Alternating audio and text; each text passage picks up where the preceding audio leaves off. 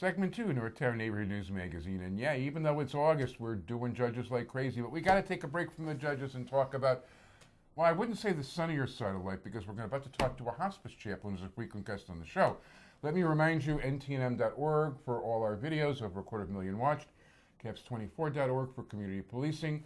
One of our most popular and frequent guests, and somebody who's got one of the highest watched shows that we've ever had, by the way, but probably doesn't even know that, is a hospice chaplain for the Midwest Palliative. They changed the name, Midwest Palliative and Hospice Care Center. Rabbi Pinchas Eisenbach. How you doing? Thank you. So yeah, this is a serious day. We're talking about police memorial foundations. We're talking about judges. We're talking about hospice chaplains. No clowns and laughs today, not at all. Right. You have a very serious. I mean, let me ask you something. You're dealing with people in life and death situations every day. How do you personally, keep yourself together and help them out? How do I do it? By the end of the day, I go to the synagogue and we have a class where we're learning with the doctors, and we have some lawyers, we have rabbis, and we can express our humor, and which is helpful, number one. Number two, I also appreciate when I see that I can walk, as you say in Yiddish, I can schlep my feet, I can drag my feet, and I can wake up and go help people.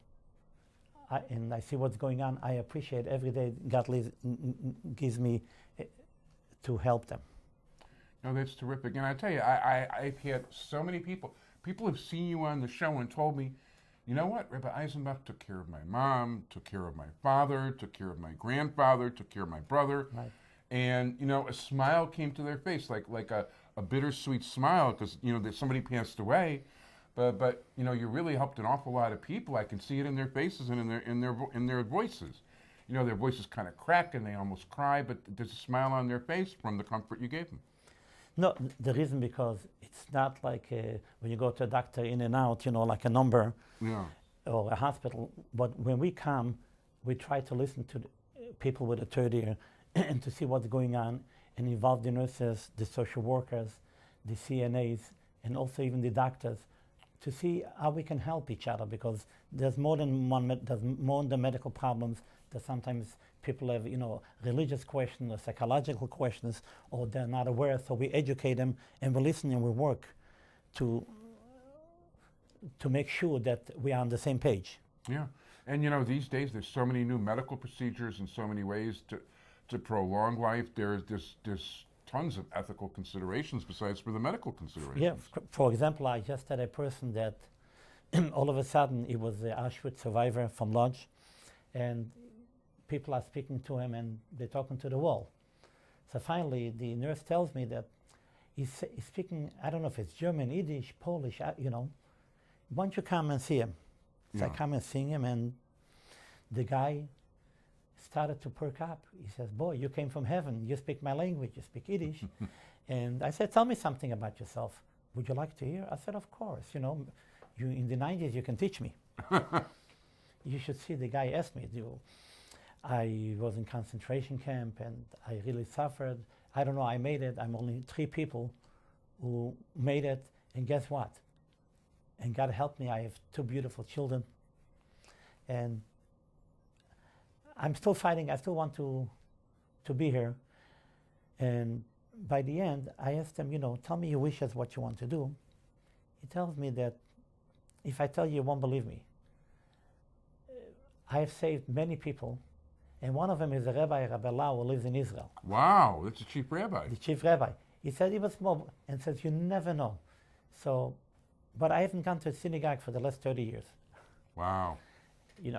My kids, got bar mitzvah. I strayed away from Judaism.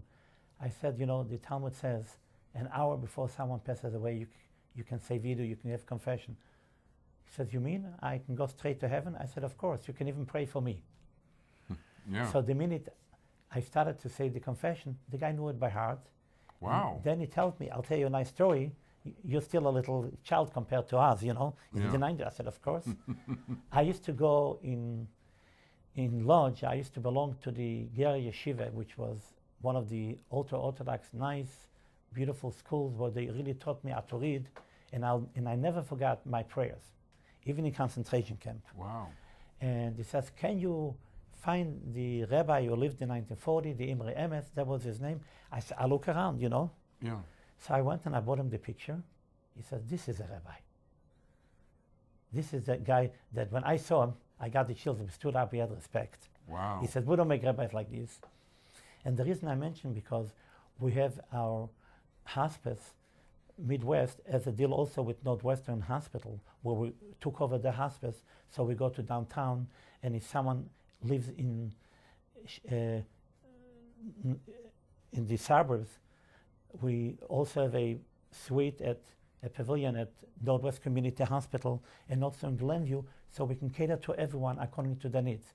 Okay, it's a little traveling, but we have different rabbis. We try to work with and accommodate each one of them, which is important. You know, you have a specifically Jewish hospice. You're the only one in the area that has it. Yes, we have a Jewish hospice geared to all the medical ethical questions, and each case is different because you have to compare apples and apples. Yeah. But the fact is, you handle people from all different faiths. Religious or not, you know.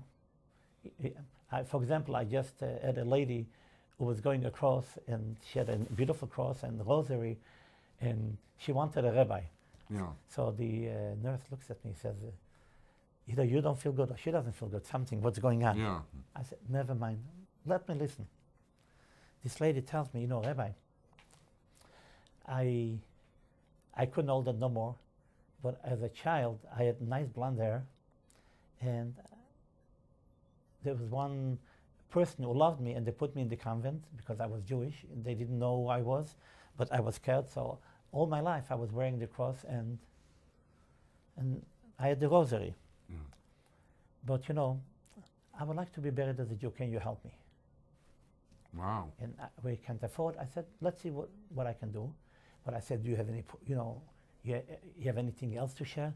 She said, yes, I have the picture of my father and my mom and my other sisters and brothers who were killed. I was the only one left. When I saw the picture, I want to tell you, I had tears in my eyes. Yeah. And I said, what was the name? I said, it was a little, I changed my name. I said, so we went and we checked in the Holocaust. Yeah. And they said there was another girl missing, but don't know where she was. So I said, if this is the case, I called up Rabbi Soloveitchik and other people and said, I'm going to check on it, you know. Yeah. And he says, yeah, I asked other rabbis, it's true, she is Jewish, and you have to do your wishes. Wow. And it meant a lot for that lady, you know. Why am I saying it? Because people are ashamed, and they come to us for help to see how we can help them. Yeah. And sometimes they end up in Arlington Heights or Chicago or Wilmette or you name it, or East Chicago.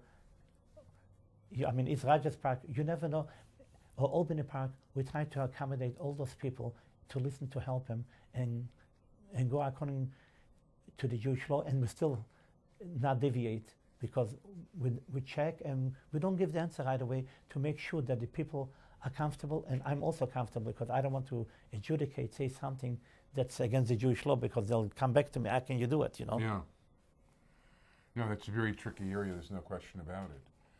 So, wow, it's a very rewarding thing you're doing. Not just, it's got to be for yourself too, but you help a lot of people. There's no question. I've met them. For example, I was called to make less than a minute. I was called to make a prayer at the Jesse Brown VA. And I looked, what am I doing there, Yeah. It's a different clientele. In the beginning, I had mixed feelings. They said, Rabbi, you're the first one, and then the other religion. I said, okay. The reason I'm mentioning, after I made the prayer, it was so nice. The people came out to me and said, we didn't know that Jewish people are so kind and they help everyone. And that meant a lot to me. Very nice. Because 99% were not Jewish, we're all religion there. But they saw that we can come and we spoke the same language. And that's important to extrapolate that, to show how we can work together. Rabbi Pinchas Eisenbach of the Midwest Palliative Hospice and Care Center. People would like to contact you. What is the number? 847-467-7423. Thank you very much. Thank you.